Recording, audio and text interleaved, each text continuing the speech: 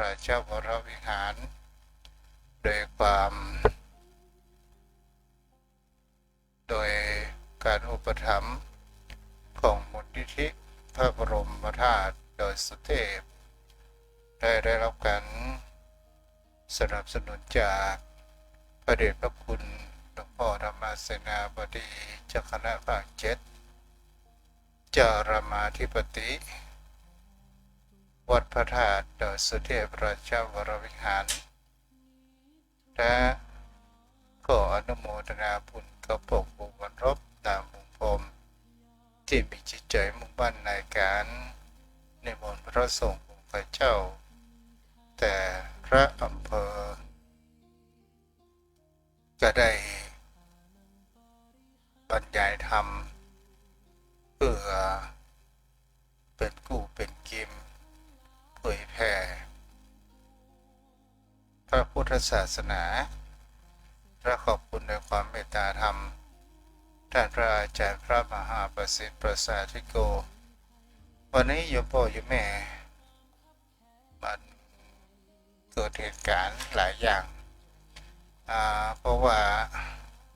ทางอินเทอร์เน็ตมันบ่ค่อยเสถียรก็เลยเกิดความขรุขระสักเล็กสักน้อย ตอนนี้ก็คงจะปกติละโยมพ่อโยมแม่ท่านผู้ฟังวันนี้เราก็มาอยู่กับกัน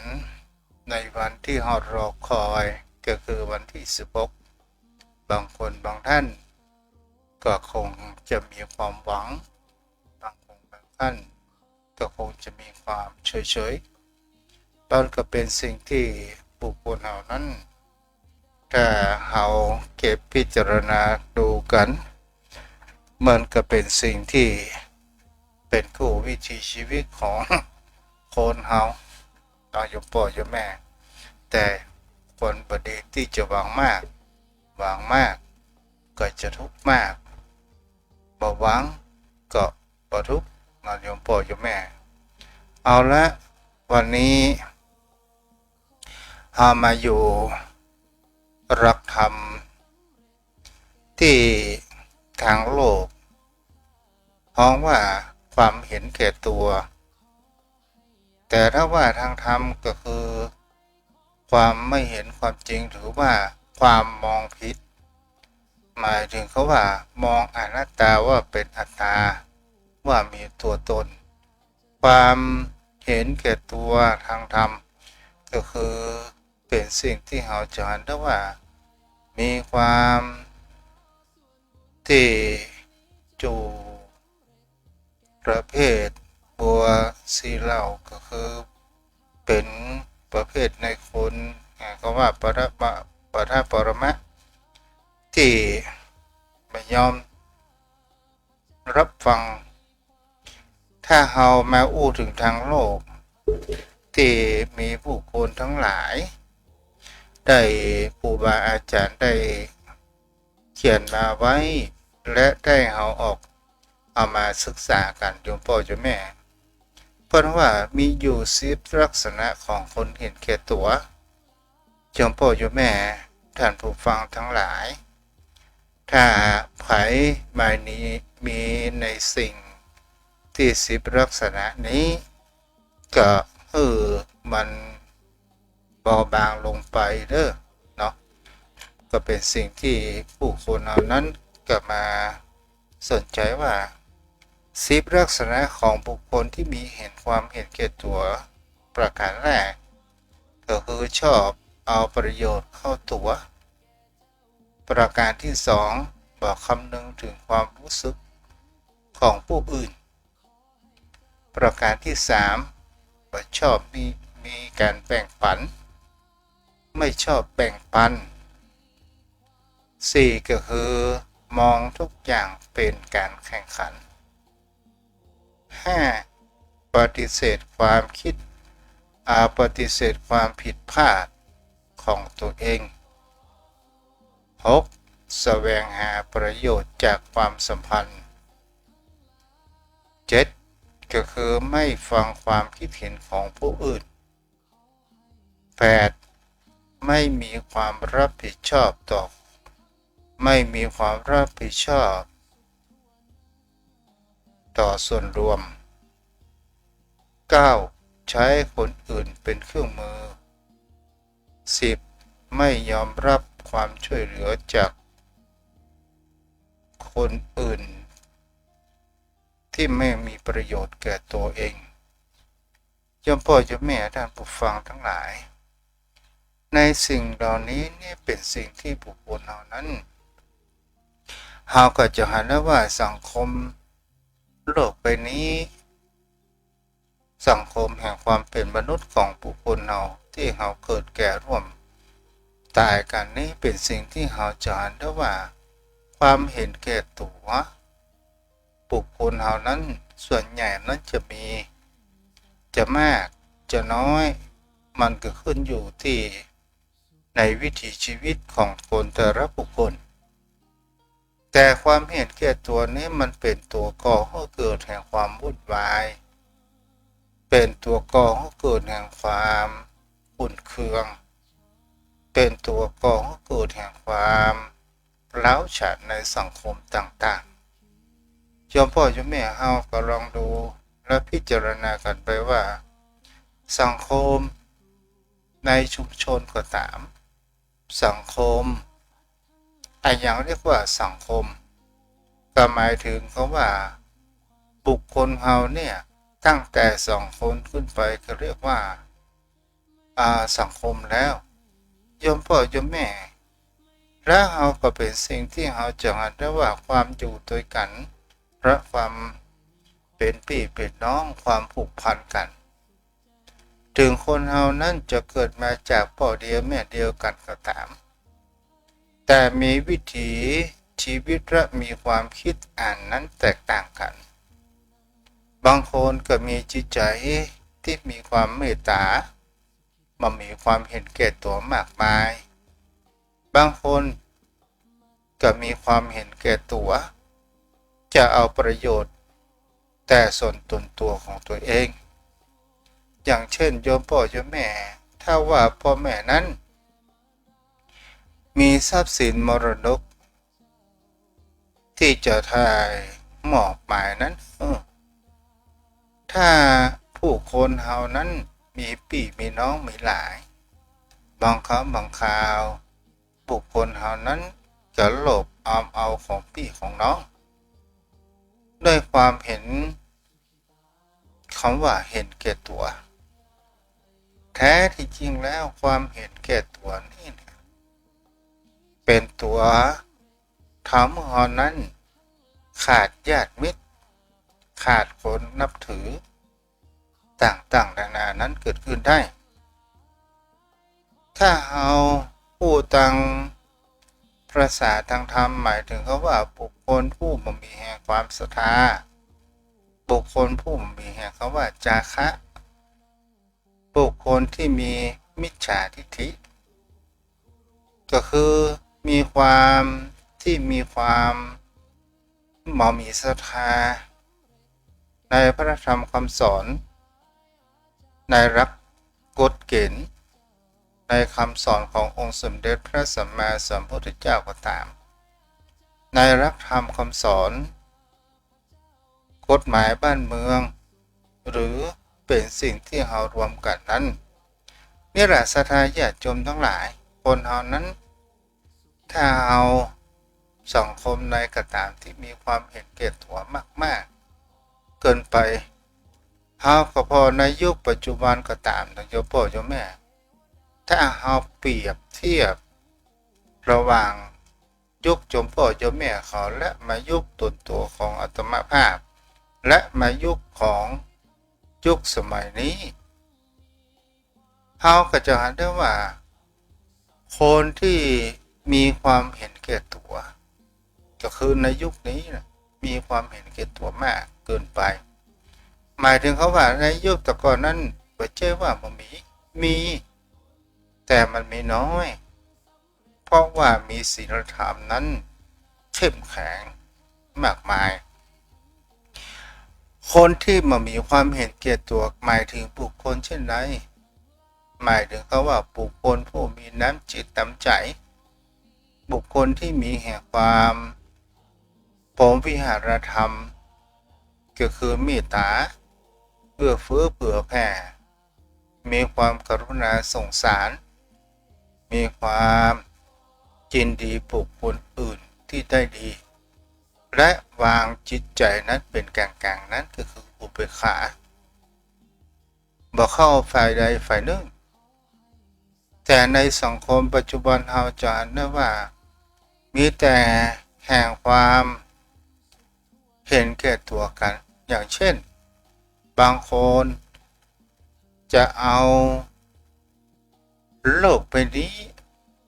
เป็นของตัวเองหมายถึงเขาว่าอยากจะให้ผู้คนทั้งหลายในโลกนี้อยู่ในใต้บังคับบัญชาและกฎเกณฑ์ของตัวเองแม้กระทั่งชุมชนและบ้านเมืองเฮาก็ตามถ้าบุคคลเฮานั้นถ้าผู้นำมีความเห็นแก่ตัวมากมายสังคมนั้นชุมชนนั้นท้องถิ่นนั้นการงานที่จะมีความเจริญก้าวหน้าแต่ถ้าว่าสังคมชุมชนในประเทศไหนก็ตามท้องถิ่นไหนก็ตามถ้าผู้นำนั้นเปลี่ยนไปด้วยแห่งคำว่าเมตตาธรรมมีน้ำจิตน้ำใจตั้งอยู่ในวิหารธรรม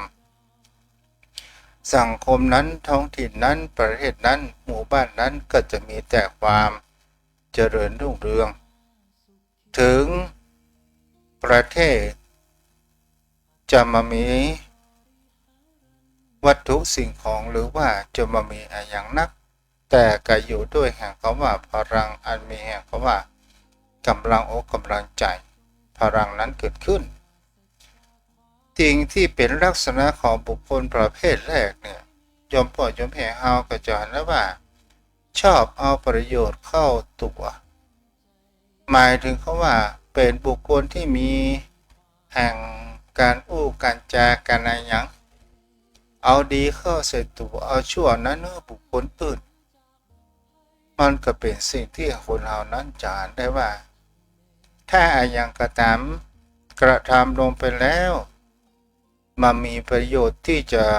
ก่อให้เกิดในตัวของเองจะประกาศทำอันนี้คนเรานั้นก็หันเต็มบ้านเต็มเมืองนั้นเกิดขึ้นเขากำลังดูสังเกตสถานญาติโยมทั้งหลายคนที่ในยุคปัจจุบันเราจะเห็นได้ว่าคนเรานั้นเริ่มมีน้ำจิตน้ำใจนั้นลดลงสมัยตะก่อนนั้นตนตัวของธรรมภาพสมัยเป็นเนรก็ตามอยู่บ้านนอกเวลาเราเดินทางที่จะไปร่ำเรียนหนังสือนักธรรมเดินทางออกจากวัดไปประมาณ3 กิโลเช่นจะถึงสำนักเรียนเมื่อมีรถยนต์พาหนะเปิ้นขับผ่านมาเปิ้นก็ฮ้องขึ้นรถ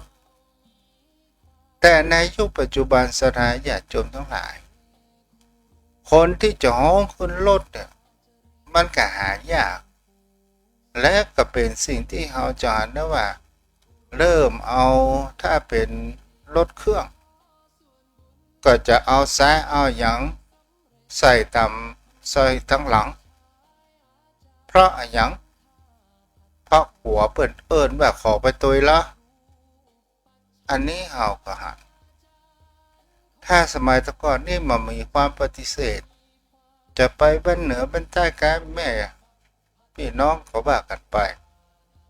แต่ในยุคปัจจุบันนี้ก็เป็นสิ่งที่คนเฮานั้นจะเห็นได้ว่าเฮาเริ่มน้ำจิตน้ำใจของเฮาเริ่มมีความเหือดแห้งต่อมาสถานญาติโยมทั้งหลายจะเป็นชุมชนไหนก็ตามที่มีแห่งเขาว่าถนนกองกีดเข้าบ้านเข้าในซอยมันแสดงบ่งบอกถึงว่า น้ำจิตน้ำใจของบุคคลเฮานั้นว่ามีความกว้างนั้นหรือไม่ ถ้าเฮาจะอ้างบรรพบุรุษของเฮาว่าสมัยแต่ก่อนมันเป็นสมัยล้อโดตุแม่นทุกเจ้าก็บ่เถียงแต่คนเฮาในยุคปัจจุบันมันก็เป็นสิ่งที่คนเฮานั้นที่ดินคนเฮานั้นควรจะสร้างแห่งคำว่าทันดุลเพื่อให้เป็นสรณะแต่คนเฮานั้นไปหลงไหลว่านั้นคือที่ดินของตัวของเฮาเองแล้วเฮาถามกับจิตกับใจย้อนถามมาว่าที่ดินเฮานั้นเป็นคนสร้างหรือไม่เฮาเกิดเอาออกมาจากท้องหรือไม่แผ่นดินแท้ที่จริงมันก็เป็นของธรรมชาติและคนเฮาเมื่อถนนกองเข้าบ้านเข้าจองขีดเมื่อจะมีการที่จะขยายคนหนึ่งฮื้อแต่คนนี้มาฮื้อคนนั้นบอกว่ามีประโยชน์อะไรอย่างแต่เวลาเกิดเหตุการณ์แห่งคำว่าอัคคีภัยมันก็เป็นสิ่งที่จะหาได้ว่าการเข้าไปช่วยเหลือนั้นได้ยากเปิดห้องว่าบ่ถึงตาจนเฮาจะมาหาแห่งธรรมเมื่อเฮาถึงตาจนแล้วมันเช่นจะหาธรรมเกิดขึ้นจะหาประโยชน์เกิดขึ้นอันนี้ก็มีได้ทั่วไปมีทุกชุมชนก็ว่าได้ต่อมาศรัทธาญาติโยมทั้งหลายคนที่คำนึงบ่ได้คำนึงถึงความรู้สึกของบุคคลอื่นนี้ยากเป็นสิ่งที่มีมากถ้าคนเรามีความแคร์รู้สึกของบุคคลอื่นหมายถึงว่ากำลังอกกำลังใจของบุคคลอื่นบางครั้งบางคราวโยมพ่อโยมแม่อย่างกับผู้ครองชีวิตใหม่ๆทำไมถึงคนเราถึงอยากจะมีคู่ครองกันอยากจะเสพสมคิดไปไกลแอมน้อยก็มีครอบครัวมีลูกมีทายาทมีครอบครัวที่อบอุ่นใหม่ๆนี่ก็ห้องตัวเพื่อนๆถ้าถามความรู้สึกเมื่อมีลูกมีเต้าพ่อมันแม่มันเวลาอิ่มหน่ายใกล้จังกันไปแล้วเริ่มเป็นทรัพย์อื่นๆเกิดขึ้นมานี่แหละโยมพ่อโยมแม่ทั้งหลายเฮาจะเห็นได้ว่าบางครั้งบางคราวคำพูดคำจาของบุคคลเฮาเนี่ยมันทำให้เกิดแห่งความสั่นคลอนแห่งด้านจิตใจก่อให้เกิดแห่งความบ่สบายใจนี้ก็เป็นเรื่องว่าพูดไปแล้วบางครั้งบางคราวก็เป็นความรู้สึกเป็นสิ่งที่ก่อให้เกิดอันตรายนั้นเกิดขึ้นบางสิ่งบางอย่างคนเฮาคิดถึงเมื่อวันเริ่มต้นว่าเฮากว่าจะมาอยู่ด้วยกันนั้นมันเป็นจะได้พ้องต่อมาความบ่ได้นึกถึงความรู้สึกระหว่างผู้บ้านบ่ได้คิดถึงความรู้สึกตู้เจ้าก็บ่ได้คิดถึงความรู้สึกเจ้าภาพเจ้าศรัทธาเจ้าบ้านเจ้าจองบางครั้งบางคราวเจ้าบ้านเจ้าจองก็บ่ได้คิดถึงแห่งความรู้สึกพระสงฆ์องค์เจ้าเอายกตัวอย่างเช่นถ้าเจ้าบ้านเจ้าจองเพิ่นหาเจ้ากินค่ำแล้วตู้เจ้าก็ประกาศบอกบุญบอกกุศลว่าสร้างนั้นสร้างนี้ใครจะเป็นเจ้าภาพและเฮาก็ถามว่าเจ้าบ้านเจ้าจองจะไปหากำลังทรัพย์ที่ไหนเอามากินมาทานมากมายไก่กองตู้เจ้าอยู่วัดก็คิดก็สร้างจะสร้างอย่างเดียวแต่ไปได้คำนึงถึงกระเป๋าของศรัทธาญาติโยมในชุมชนนั้นๆต่อมาศรัทธาญาติโยมทั้งหลาย จะบ้านบ่ได้คิดความรู้สึกของพระสงฆ์องค์พระเจ้าบางคนก็บอกว่าเป็นทุเจ้านี่สบายดีนักกินแล้วก็นอนก็ว่ากินแล้วนอนกินแล้วฉันแล้วใครว่ากินได้อยู่สบายอย่างทุเจ้ากับทุเจ้าก็เป็นเพศแห่งคำว่าบรรพชิตจะไปฮื้อกรรมบกกรรมเสียมกรรมจอบกรรมติ้วน้ำพุปูนไปก่อสร้างมันก็บ่เปิงมันก็บ่ใจวิถีชีวิตของทุเจ้าแล้วบางคนบางท่านก็บอกว่าพระสงฆ์องค์พระเจ้าจะได้ใจสตุ้งสตางค์กะก็ลองมาเป็นพอแรกหน่อยโยมพ่อโยมแม่แต่ถ้าว่าคนเฮานั้นมีความรู้สึกว่าถวายจตุปัจจัยตามกำลังของเฮาเท่าที่เฮาได้เอาบำรุงพระพุทธศาสนาเพื่อกำลังอกกำลังใจพระสงฆ์องค์พระเจ้าที่อยู่วัดจุฬาเปิ้นก็บางครั้งบางคราวก็มีการเดินทางไปหาโยมหาหมอบางครั้งบางคราวจะซื้อนั่นซื้อนี่มันก็ปัจจัยถามว่าปัจจัยวัดนั้นมีก็มีแต่บางครั้งบางคราวเอาไปรบกวนยังเงินทองของวัดมากนักมันจู้จี้จุกจิกสถานญาติโยมทั้งหลายบางคนก็ตัวเจ้าก็เบิกมาให้ได้บางคนก็ถามว่าตู้เอาไปนี่ยังตู้เอาไปใจอย่างไรอย่ามาเบิกบ่อยแตะบ่อยว่าเอาเป็นทุเจ้ากับลูกของชาวบ้านเหมือนกันบางครั้งบางคราวเรื่องนิดๆหน่อยๆเขาก็จกกระเป๋าของเขานั้นเป็นส่วนใหญ่ไปเชื่อทำอย่างเจ้าอาวาสของโยมพ่อโยมแม่ตึก นี่แหละเป็นสิ่งที่เราก็จะเห็นได้ว่าความเราบ่ได้คิดถึงความรู้สึกกฎหมายบ้านเมืองต่างๆนานาก็บอกว่าเจ้าอาวาสคือเจ้าหน้าที่โยมพ่อโยมแม่มีปัจจัยเงินเดือนหมดเท่ากับราชการ1,800ห้อง2,000ห้อง2,700ห้องเตี้ยมาดักมาหนาโยมพ่อโยมแม่ท่านผู้ฟังทั้งหลายแต่ถ้าว่าคนเฮานั้นคิดถึงความรู้สึกของคนอื่นเฮาจะเกิดแห่งเขาว่ากำลังอกกำลังใจปวดเขาว่าแคร์ความรู้สึกของบุคคลอื่นนั้นเสียเพราะ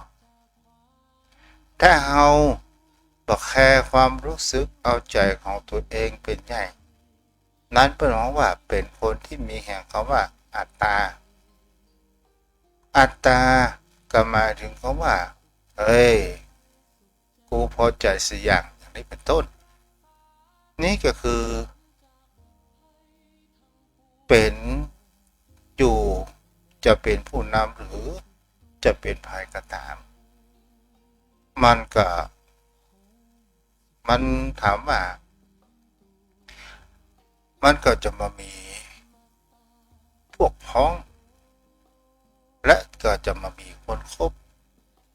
โยมพ่อโยมแม่การคบค้าสมาคมก็แก่ตามเขาเฉพาะที่เขาจะคบก็คือบุคคลผู้มีแห่งเขาว่ากัลยาณมิตรที่คอยความคิดเห็นคอยกำลังอกกำลังใจเวลาเขามีปัญหา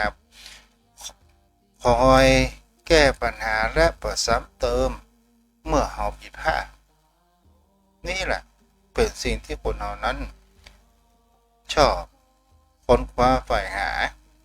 ต่อมาสถาญาติโยมทั้งหลายไม่ชอบแบ่งปันคนเรานี้เนี่ยมันมีคนหลายประเภทคนเรานั้นมีหลายอย่างบางครั้งบางคราวของเพื่อนนั้นฟรีของตัวนั้นเป็นสตุ้งสตางค์สถาญาติโยมทั้งหลายนี่เป็นสิ่งที่คนเราจะได้ว่าคนเรามันก็มี อยู่มากมาย เวลาเปิ่นบอกว่าโอ้มาเฮามีอะไรอย่างเฮาเอามาแกงมาสู้กันมาเอามาเสียหน่อยแต่เวลาหอบพิกไปโอ้อันนั้นก็จะเอาไปเฮ้อมาได้อยู่อันนี้อย่าไปเฮ้อลูก มีหวะโยมพ่อโยมแม่ถ้าคนเฮานั้นมีความแบ่งปันเกิดขึ้นแบ่งปันในที่นี้ถ้าเฮาหมอมีอย่างวัตถุสิ่งของเฮาก็แบ่งปันภาระกำลัง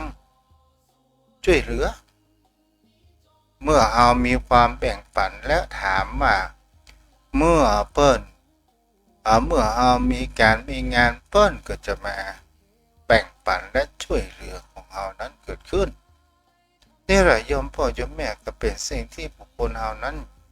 จะนะว่าความแบ่งปันนี้เป็นสิ่งที่ดีนั้นเกิดขึ้นถ้าเฮาจะอู้ไปมันครบ10 ข้อนี่ก็คงจะละเอียดเนาะจะอู้ผ่านไปให้โยมพ่อโยมแม่แล้วก็เอาไปคิดพิจารณาเองเด้อมองทุกอย่างเป็นการแข่งขันหมายถึงเขาว่าหานเปิ้นเป็นดีบ่ได้นะสถาญาติโยมทั้งหลายหานเปิ้นเป็นดีบ่ได้และเฮาเมื่อเฮาทำแล้วมันจะมีการแข่งขันในการดำเนินชีวิตแข่งผันเปิ้นแปลงบ้านกับแข่งแปลงบ้านเปิ้นซื้อรถยนต์ก็แข่งซื้อรถยนต์นี่ก็คือเป็นการดำเนินชีวิตอย่างแข่งขันบางครั้งบางคราวทำอาชีพในเป็นบุคคลที่รับจ้างทำงานโรงงานแข่งขันกันมันก็เป็นสิ่งที่เราจะได้ว่ามีการแข่งขันและก็ไม่ได้คิดถึงพละกำลังถ้าเราชีวิตแข่งขันถ้าแข่งขันในการทำบุญกุศลนั้นก็เป็นสิ่งที่ดีโยมพ่อโยมแม่แต่แข่งขันอวดดีอวดรวยอวดเก่งต่างๆนานาเปิดห้องว่าแข่งขันอวดเก่งอันตรายมากที่สุดอวดเก่งแต่เก่งกว่าแต่เนี่ยเป็นสิ่งที่อันตรายต่อมาปฏิเสธแห่งความผิดพลาดของตัวเองอันนี้หันได้โยมพ่อโยมแม่เปิ้นก็ตึงหูอยู่แต่ว่าเฮานั้นผิดแต่เฮาแถไปอย่างอื่นเสียหรือว่าปูนเป็นป่าริมปูนน้ำขุ่นไป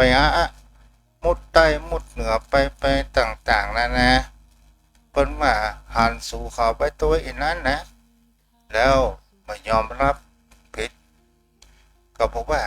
มีไหนหลักฐานสู่เขาหันเมื่อไรกี่โมงอย่างนี้เป็นต้นก็หูว่าตัวก็เปิ้นผิดถ้าไม่ยอมรับผิดเนี่ย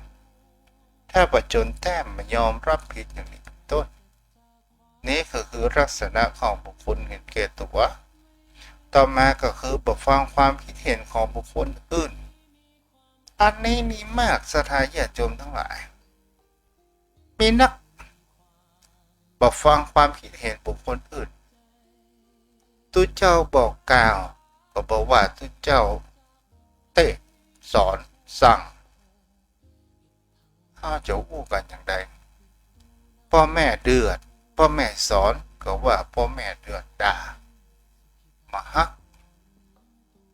บางครั้งบางคราวคนเฮานี่ก็มีความแปลกเกิดขึ้นหลายสิ่งหลายอย่างโยมพ่อโยมแม่เนี่ยถ้าครอบครัวไหนก็ตามถ้าบอกฟังความคิดเห็นของพ่อของแม่ของบุคคลอื่นที่คอยเตือนแล้วเมื่อเปิ่นเตือน2-3 ครั้งถ้าบ่ยอมรับฟังเปิ่นก็ธรรมชาตินั้นสอนไปเองโยมพ่อโยมแม่ก็ลองเอาไปใจเถอะพอเราต้องไปบอกกันนัก ลูกเต้าเขาปั่นใหญ่โตแล้ว แต่ในสายตาของพ่อแม่หารลูกของเต้านั้นเป็นละครนั้นอยู่ตลอดบางครั้งบางคราวโยมพ่อโยมแม่ยิ่งห้ามก็เหมือนยิ่งจุปล่อยธรรมชาติสอนไปด้วยอัตโนมัติหมายถึงเขาว่าประสบการณ์มันจะสอนเขาเองเขาบ่ต้องไปวิตกกังวลให้อย่างนักล่ะโยมพ่อโยมแม่บางครั้งบางคราวโยมพ่อโยมแม่เป็นห่วงลูกนานเกินไปลูกไปตั้งแน่เขาก็นอนบ่หลับแล้วปิกมาว่าลูกไปไหนมา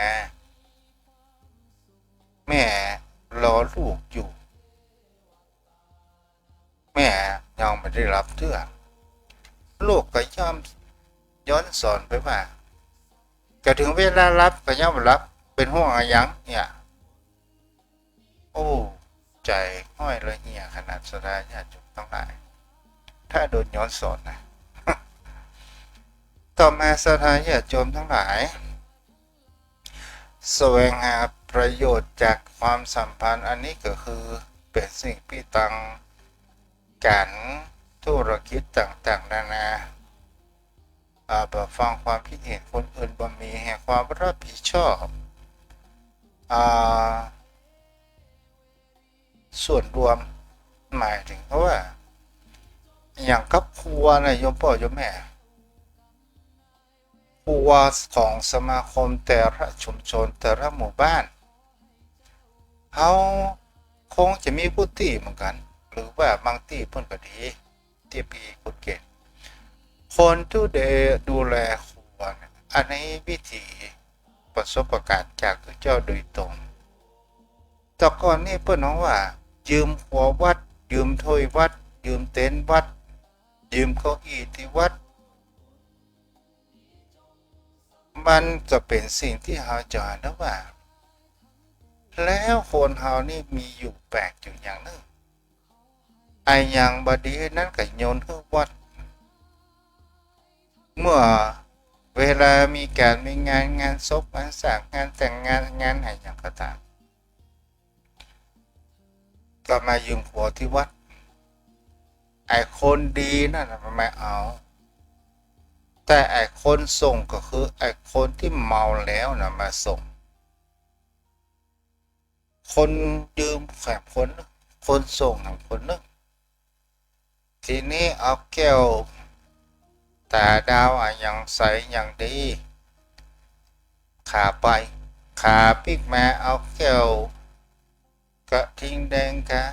M150กะแก้วอย่างอื่นเอามาแตกแล้วก็คนที่มายืมต่อก็บอกว่าตู้เจ้าบอกพอกะย่อมมาเฮือพระนื้อเน้นพอกะตู้เจ้าบอกว่าโอ้เป็นโง่ได้อีกอะแล้วคือที่นี้เป็นเต้นเป็นอะไรอย่างก็ตามโอ้สถานญาติโยมทั้งหลายเขาก็เขพระหน่อยมัดอะไรอย่างเป็นเป็นอย่างไปต่างๆนานาโอ้สถานญาติโยมทั้งหลายตอนสุดท้ายขาปล่อยนี่มีการมัดอยู่ขาปิกมาบ่มีการมัดแล้วกระสอบก็ไปใส่ผ้าเต้นเอาปลามาตุ๊ยังบ่พอโอ้สุดท้ายตุ๊บอกว่าเอาละเดี๋ยวนี่ครัวเนี่ยตุ๊เจ้าจะยกให้กับชุมชนดูแลกันเองเด้อเอาไปเฟือไปฟันกับคนเดียวเถอะเจ้าพ่อเจ้าแม่อันนี้แหละเป็นสิ่งที่ผู้คนเอาจะหันแถมประการหนึ่งคนสมัยตะก่อนบอกว่ายืมพ่อยืมพ่อตะก่อนมีทำไปตามถูกบอกเปิ่นแล้วเปิ่นจะเอาถ้วยเอาจ้อนมาประเดี๋ยวปัจจุบันคนบ่มีสัจจะก็เพราะประการนี้แหละที่บรรพบุรุษของเขาเป็นอุบายสอนให้เขาว่าถ้าเราไป เป็นคนที่บ่ดูแลแห่งประโยชน์สุขแห่งคนส่วนรวมเฮ้ยเป็นใจของเขาเว้ยอย่างนี้เป็นต้นต่อมาก็คือใจคนอื่นเป็นเครื่องมือบางครั้งบางคราวคนเฮานั้นอย่างกับเช่นเวลามีการประชุมมีคนฝากมาถามเขาว่าอันนี้แหละสนาญาติโยมทั้งหลายยืมมือคนอื่นนั้นไปจัดการโอ้โอนไปหน่อยเดียว42 นาทีละโยมพ่อโยมแม่ท่านผู้ฟังวันนี้จะอยู่ในแห่งคำว่าลักษณะของบุคคลเห็นแก่ตัว10 ประการแต่ถ้าว่าเป็นทางธรรมล่ะก็คือความเป็นอัตตาความมีแห่งคำว่ามิจฉาทิฏฐิหรือแห่งความยึดมั่นในขันธ์ทั้งห้านี่คือความเห็นแก่ตัวว่าเป็นตัวกูของกูโยมพ่อโยมแม่ท่านผู้ฟังทั้งหลายในเรื่องนี้ก็มีสิ่งที่ควรจะแก้ได้ตามหลักธรรมคำสอนของพระพุทธองค์นั้นก็คือ1มีศีล2มีจาคะยื่นแบ่งปันตามรับธรรมคำสอนของพระพุทธองค์แล้วมีแห่งคำว่าพรหมวิหารธรรมเกิดขึ้นแล้วคิดอยู่เสมอว่าทุกสิ่งทุกอย่างความเห็นแก่ตัวเป็นไฟอันที่ร้อนและเป็นก่อให้เกิดแห่งความร้าวฉานตนเองและบุคคลอื่นนี่กับโยมพ่อโยมแม่นั้นได้รับฟังกันวันนี้ ตะกี้อินเทอร์เน็ตบอกค่อยเสถียรตอนนี้เสถียรดีแล้วเนาะเอาละมีน้าน้องคนเดิมแม่ทองคำที่วงคำพ่อนานอินสมเปิ่นจะมีการบำเพ็ญกุศลศพของท่านพระอาจารย์พิษณุเนาะพ่อนานกำพลดวงดีอันนี้สิอันนี้ฟังอาภาพรธรรมปัญญาเนาะคุณโยมจันจรัสวันนี้วันพระคิดดีทำดีพูดดีเจ้าเนาะถูกต้องแล้วคุณโยมจันสายแปลงหลวงกาดเข้านึ่งปิ่งอย่างสปะกับไวสาเดอร์ฟังอยู่เนาะวันนี้ทุกเจ้าจะเนื้อไปนักเนาะมามีน้ำเสียเลยโยมพ่อโยมแม่ก็มี ตังมือถือก็มีแม่ประกายพึก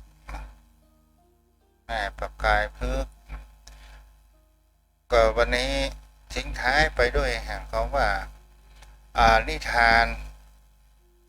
บุคคลความเห็นแก่ตัวเนี่ยมีเรื่องเล่านั้นว่ามี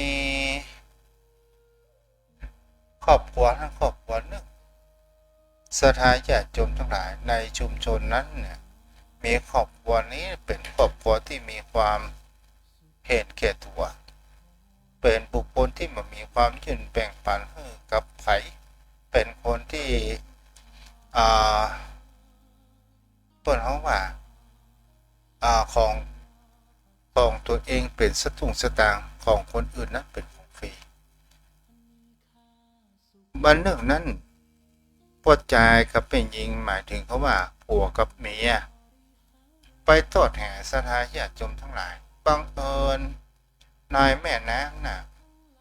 จะเป็นแม่น้ำปิงเขาพากันไปเนาะแม่จุนศรีภาชา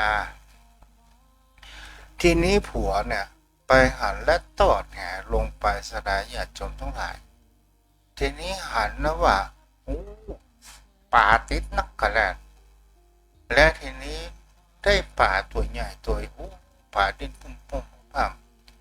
ก็เลยบอกพวกเมียว่าสู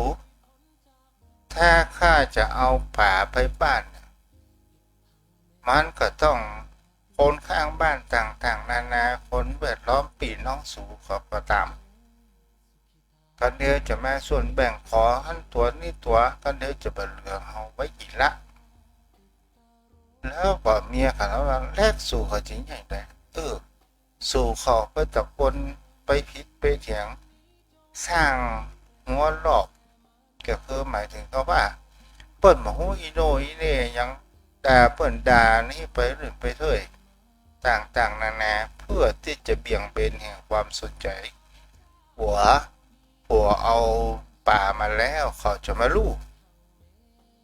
ยมพ่อยมแม่ท่านผู้ฟังทั้งหลายทีนี้เจ้าบ้านเจ้าจองหันว่าโอ้พ่อใจคนนี้เนี่ยเป็นคนที่มีความเห็นแก่ตัวนักเกินไปแบบนี้น้ำจิตน้ำใจยื่นเบ่งปันอะไรอย่างและทีนี้เนี่ยเอาแห่บ้านป่าแล้วก็ได้แค่เสื้อแค่ผ้าก็ด้วยการตีกลัวผ้าตัวเก่านั้นเปียกเกิดขึ้นทีนี้ตอดแห่แล้วโยมพ่อโยมแม่ป่าที่กลุ่มกล่ำแกก็ลงไปบังเอิญดำลงไปหมองว่าต่อไม้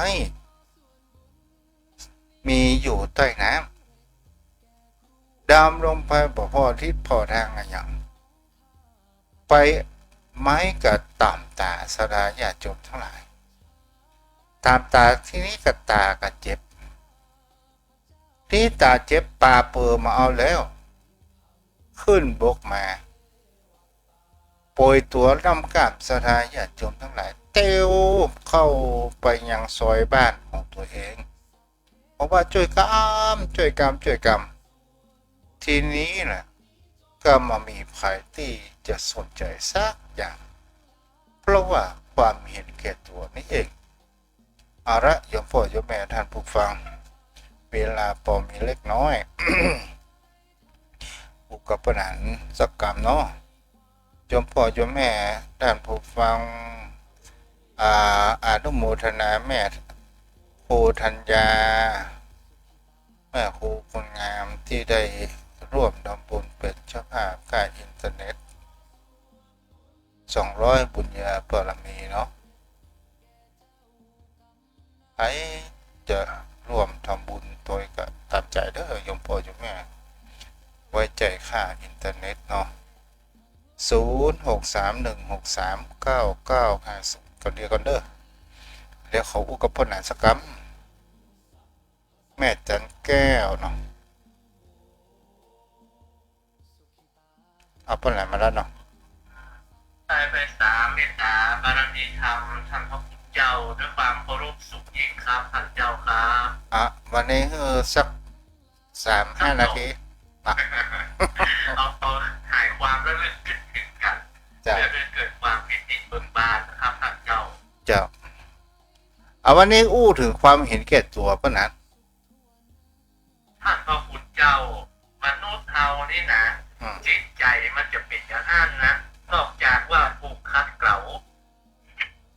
กิเลสมันเบาบางจะเมื่อมุดเสี่ยงเป็นอริยบุคคลนี้มันต้องใจขันติต้องใจวิริยะความเพียรอันสูงด้วยปกติคนเอาแล้วท่านเจ้ามันแตกต่างกับสัตว์ใด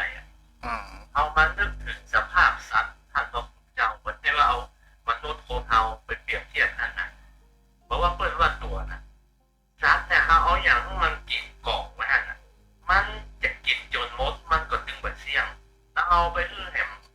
ตัวเด็กอ่ะมันก็เป็นลูกไปแย่งไปเอาอยู่ทั้งที่ของมันกอกนั่นมนุษย์คนเอาก็เป็นเช่นนั้นติดใจที่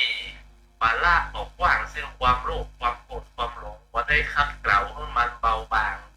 ขาดความเมตตาธรรมขาดการเผื่อแผ่มันจะเป็นอย่างนั้นนะท่านพระพุทธเจ้าแต่คนเราจะประเสริฐได้ด้วยการฝึกฝนการทรมานการคัดเกลาสิ่งที่ดีงามผู้ออกจากตนจากตัวใจเราเปิดจะสบายจะข่าว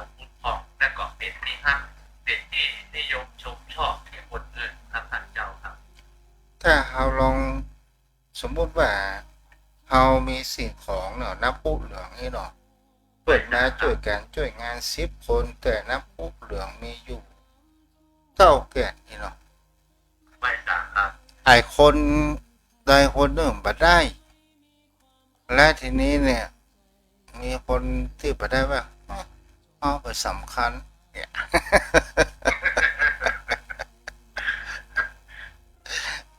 แต่นี่ก็เป็นสิ่งที่เราหัดกันแง่ก็คือ ถ้าเขาอู้แห่งเขาว่าอุปนิสัยพื้นเพของแห่งเขาว่าเขาอู้ความเป็นกลางเขาว่าสัตว์ระหว่างสัตว์เดรัจฉานและสัตว์ผู้ประเสริฐคนเฮานี่มันมีการกินเกียรติเหมือนกันแต่คนเฮาเนี่ยมนุษย์เฮาเนี่ยมันมีแห่งเขาว่าจิตใจสำนึกแห่งเขาว่ามีพ่อมีแม่มีแห่งเขาว่าศีลธรรมเลยเกิดคุณธรรมก็เกิดแห่งเขาว่ามีปัญญารู้ว่าอันใดผิดอันใดถูกอันใดมีประโยชน์และไม่มีประโยชน์แต่ถ้าว่าเรามีความเห็นแก่ตัวมากเกินไปเนี่ยมันก็ก่อให้เกิดแห่งความเดือดร้อนเนาะป้าหนานเนาะครับไม่ทราบครับที่ทำให้มนุษย์กับสัตว์แตกต่างกันคือคุณธรรมจิตปัญญาจะประเสริฐได้ด้วยเหตุนี้ครับถ้าคนเราเกิดมามันมีคุณธรรมมันมีสติปัญญามันก็เทียบเท่ากับสัตว์ทั่วไปนะครับท่านเจ้ามันแตกต่างกันเพราะว่ามันเกณฑ์การเกียรติอย่างมันมีพร้อมเหมือนสัตว์ทุกอย่างทุกประการแตกต่างกันด้วยสติปัญญาคุณธรรมครับที่ยกมนุษย์เป็นผู้มีจิตใจสูงครับท่านเจ้าครับอย่างกับในการทำสงครามก็ตามเนี่ยเขาก็ต้องบอกว่าแท้จริงเขาหูทั้งหูว่า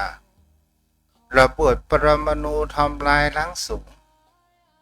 แล้วไอ้อย่างมาปิดบังแห่งเขาว่าเพื่อนมนุษย์เกิดแก่เจ็บตายด้วยกันมาปิดบังจิตใจและก็ตอนสุดท้ายเอาระเบิดปรมาณูลงแม่นชนะแต่ทำลายเผ่าพันธุ์แห่งความเป็นมนุษย์ต่อไปนั้นถูกความโลภความโกรธความหลงเข้าครอบงำอยากจะมีกำลังอยากจะเป็นใหญ่อยากจะเด่นกว่าคนอื่นผู้ที่มีกำลังน้อยทั้งที่ในชีวิตของพูดถึงมนุษย์คือคนนะครับท่านเจ้าอยู่ได้ก็ถึงมาถึง100 ปีถึงก็มีนิดเดียวถึงก็ทำอย่างมาได้มันเป็นสภาพที่ค่ำค่าเวลาแล้ว80 ปีขึ้นไปแล้วมันเหมือนหนุ่มแล้วครับท่านเจ้าเนี่ยอย่างก็เจยชามีแต่อันใจแต่อันน่ะที่ยังบรรลุลาวาสอกแต่สภาพสังขารร่างกายนะมันบ่อำนวยความสะดวกนะครับใจคือตัณหาและที่ยึดมั่นถือมั่นเนี่ยมันบ่สวะบ่วางบ่ปล่อยยังเต้าเติมอยู่แต่ความแก่โรยลานี่อ่อนลงไปทุกทีทุกวันทุกเดือนครับท่านเจ้าครับเพราะว่ากายกับจิตนั่นมันคนละส่วนเนาะจิตเป็นนามธรรมเป็นสิ่งที่หามหันแต่มันมีจริงกายมันเป็นของไปตามระบบกฎเกณฑ์ของธรรมชาติแต่จิตใจเนี่ยเป็นตัวบังคับเนี่ยเอาก็พอร่างกายเอาเนี่ยเป็นท่ารับใจดูจิตสั่งไปที่ไหนก็ไปที่หันต่างๆนานาเกิดขึ้นไปที่มันสนุกสนานถ้าไปฝืนกิเลสของตัวเองเนี่ยอ้างนี่อ้างหันบ่มีเวลาคนเขาจะไปอ้างว่าบ่มีเวลาถ้าบ่มีเวลาก็คือคนตายกันแล้วปะนั่นเนาะเวลาเต่าเดียวกันนะพี่เพราะว่าเศรษฐียาจก24 เจ้าเดียวกันโมท่านเจ้าแต่ว่าจิตใจของเราที่ท่านเจ้าว่าไว้นะครับมโนบุพังขมาธรรมามโนเศรษฐามโนปยานะครับทุกใจเป็นประธานทุกสิ่งทุกอย่างสำเร็จแล้วด้วยใจถ้าใจได้คัดเกลาได้คัดเอากิเลสตัณหาออกเหมือนมีดที่มันเป็นขี้เมี่ยงที่สนิทแล้วเอามันฝนมันอย่างมันก็ใจการใช้งานได้ดีแต่ถ้าเอาของมันฝนมันก็กัดก่อนกินมีดนะเสี่ยงคมเสี่ยงความงามความคมไปได้ถึงว่าชีวิตมนุษย์ของคนเราทางด้านร่างกายเนี่ย ราะน่ะลองอุปมาเหมือนกับเราปลูกต้นลำไยเนี่ยใหม่ๆสัก6 ปีแรกที่มันออกดอกออกผลเมื่อผลผลิตหน่วยใหญ่พอเวลาเมินไปมันแก่ตัวมาเดือนด้วยน้อยเดียวแล้วปะน่ะเนาะ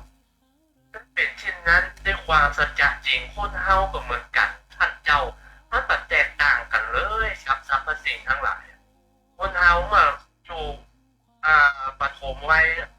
มันก็คล่องแคล่วคล่องตัวแต่เมื่อ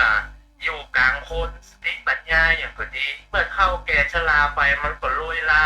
สัญญานี่จังความจำได้ก็หมายรู้ก็ลดปล่อยลงไปสังขารก็บ่ไหวเจ็บพันเจ็บนี่เหมือนลดนะท่านพระคุณเจ้าเมื่อใหม่ๆซื้อมาใหม่นะเองก็ดีเสียงก็ม่วนจี้ก็ม่วนถ้าซื้อมันเมินไปแล้วครับสตาร์ทก็แค่ติดแห้งก็บ่ดีจี้ก็บ่ม่วนปั๊บปั๊บปั๊บปั๊บปั๊บต้นไม้มันมาโอ้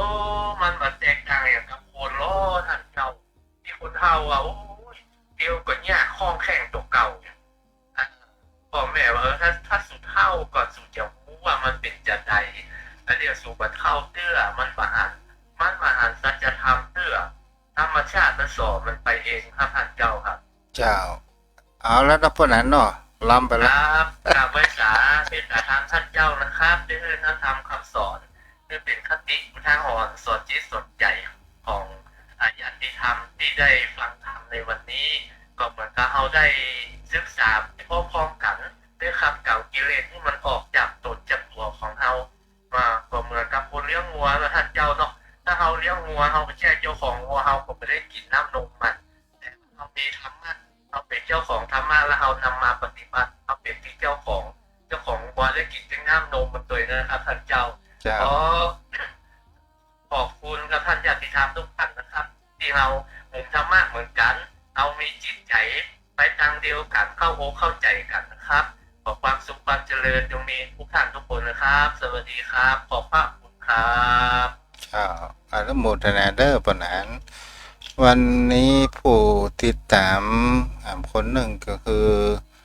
คุณโยมนุชสุนาลินเนาะรับฟังอยู่หมูรับฟังทางใดโยมพ่อโยมแม่อย่างคำว่ากิเลส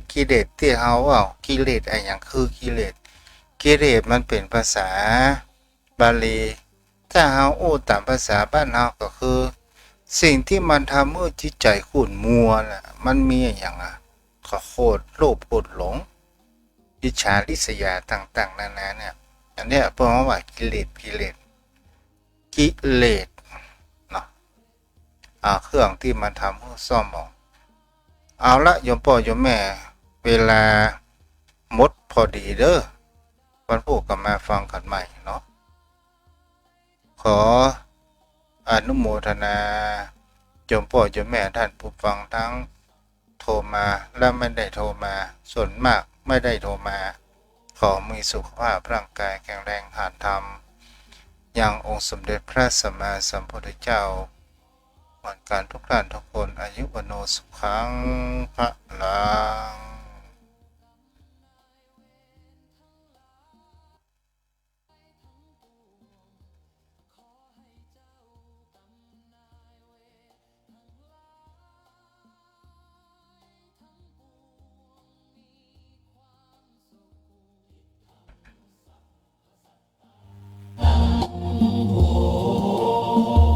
สุขิตาโหนสัพเพสัตตาโหนนี้จงสำเร็จแก่สัตว์ทั้งหลายทั้งปวงขอให้สัตว์ทั้งหลายทั้งปวงมีความสุขทั่วหน้า